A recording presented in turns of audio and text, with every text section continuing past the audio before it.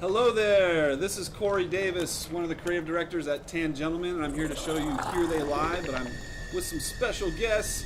With me are some of the developers from Tangentlemen. Hi, I'm Richard Smith, the art director on Here They Lie.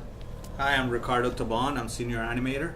Hi, I'm Steven Ratter, senior environment artist. And these guys helped us put together this crazy experience that we want to walk you through a little bit here. Now, right here on my left is one of these creatures that you meet down here in these alleyways, who we call the Naked Others. And you're going to start seeing a few more of these here as we walk across these sort of broken planks and head deeper into the abyss. Yeah, and that's a pie on the edge of that scaffolding. There's a lot of pies. A dark, terrifying pie, existential pie. Existential Steve, pie what kind of pie is it? Yeah, what kind of pie is it? It's an eel pie. An eel pie? And that's the stock. That's disgusting. Is that what this guy eats?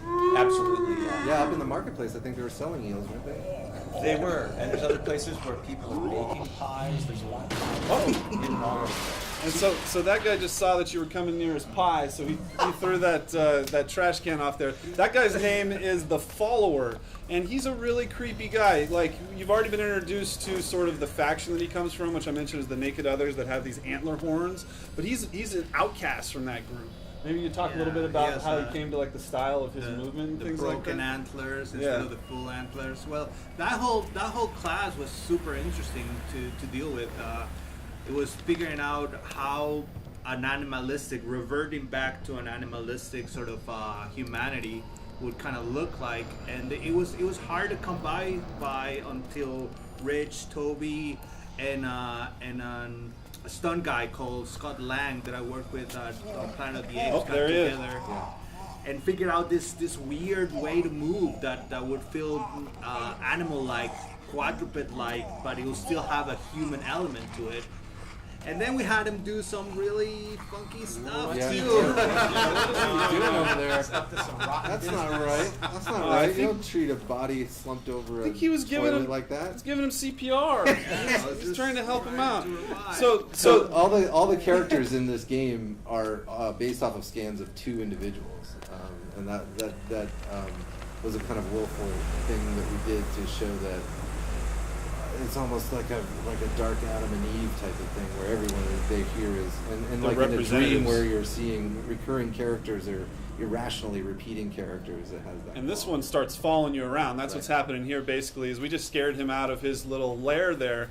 It's also interesting the way that you guys went around and scanned a bunch of like trash and even sleeping locations that have been left around Los Angeles and things like that, and got his sort of flavor into this realism zone for the game as well. Yeah, I'd been playing around with photogrammetry for a while as a kind of off-site hobby, and I really liked the work that DICE had been doing in this mode where they're kind of capturing the world and bringing it into their games. And I was like, man, we got to get some, because it's almost like like Jim Jarmusch, how he does his movies. He wants it all to be very authentic and kind of have some connection to him directly. So I was like, all right, we're gonna, let's try and do the video game version of that.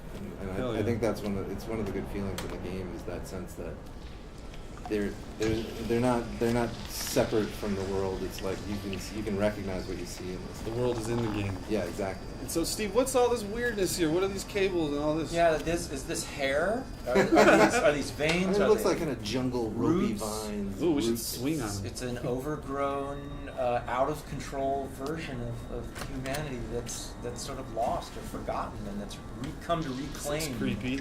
Yeah, someone exploded right there. It's like the no straight hallways, or we're trying to kind of make everything's got a Dutch angle to it. Everything's kind of a little awkward. It's twisted, and it's like a nightmare. Like you were mentioning the Jim Jarmusch movies. My personal nightmares are a lot like that, where like I feel like I'm legitimately believing that I'm in a space, and then something like that happens, where this guy just crawled by on all fours. Who the hell was that? Yeah, David Lynch as well. When you turn there, you'll see that it's not just like a straight-on crawl, but there's a lot of craziness going on and a lot of weird kind of spinning, flipping, it kind of makes you like, what is that? What's he about? What's his deal? Exactly. He's sort of forgotten how to walk, or he's someone's version of what a person might be like, if they kind of forgot, or they were told how a person walks. Yeah, it's like they are here amongst the technology of a forgotten people, and it's still running, it's still working. It was very useful at one point, but it's not understood at all anymore to these strange humans that are crawling around these dark spaces.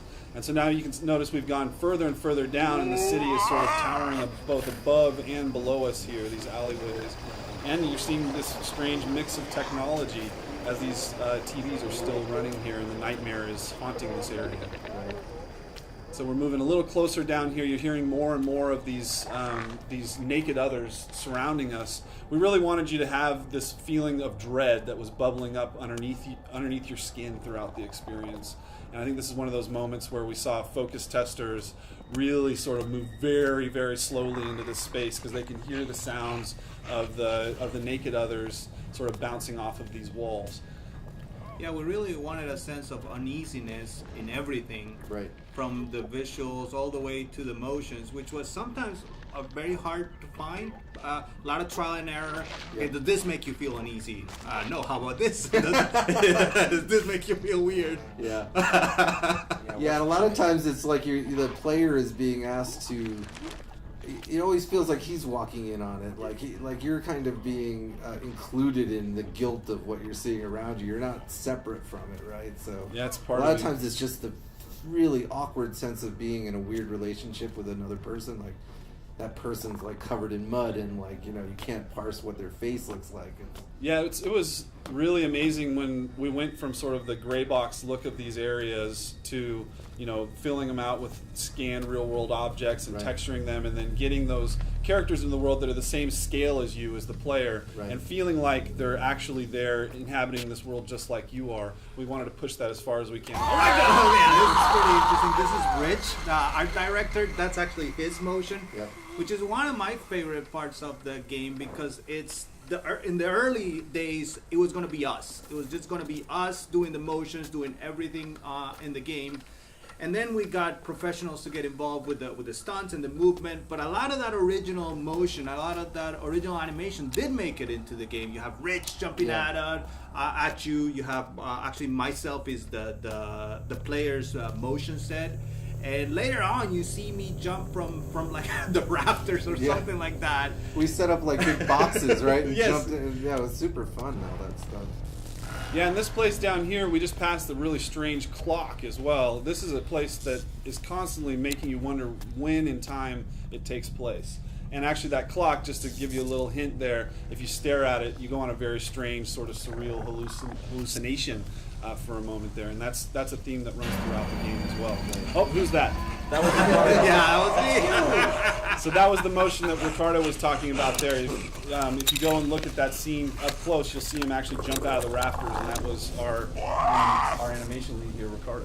Yeah, and another thing that I really love about the evolution of the animation of the game is at first the game was going to be just like pre-can animation kind of things happening to you that would kind of put you on ease.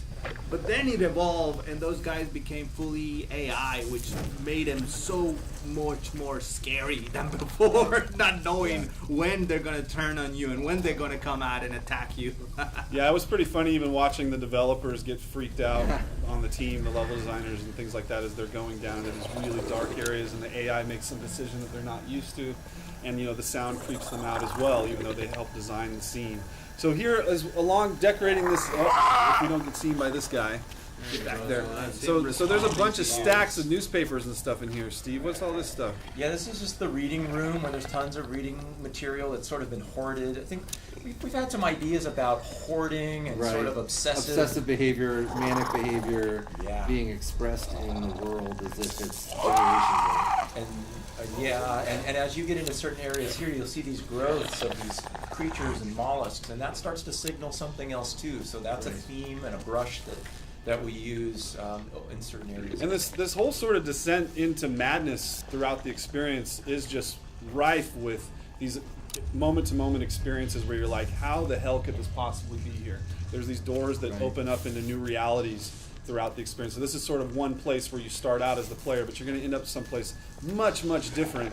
And really around every single corner, you might be terrified, or you might have your mind blown by the sort of hallucination or surreal experience you're about to have. And we're going to go down into one of those now. Oh my God! Unsafe. But yeah, we're the Tangentlemen. Thank you so much for listening. Here They Lie is available now on both PSVR and Standard Edition. PlayStation